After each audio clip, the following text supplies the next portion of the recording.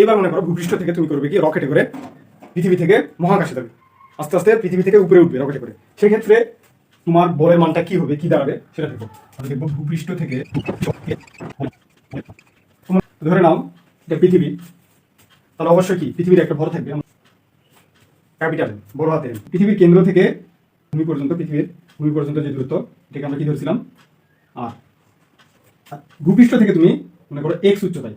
আচ্ছা, তাহলে পৃথিবীর কেন্দ্র থেকে মোট দূরত্ব কত হবে? মোট দূরত্ব যদি ধরি D equal R plus X, তোমার ভরটা কত ধরবো? Small M. তাহলে আমরা যদি সূত্র অনুযায়ী লিখি এফ ইকুয়াল জি ইন্টু বড় হাতের এম গুণ ছোট এম ভাগ ডি স্কোয়ার। তাহলে এখানে ডি এর মানটা যদি বসে দিই আর প্লাস এক্স, সেক্ষেত্রে কি হবে? এফ সমান জি গুণ এম এম ভাগ আর প্লাস ডি এর মানটা বসে দিলাম আর প্লাস এক্স অল স্কোয়ার। এটা দাঁড়াবে মেন সূত্র।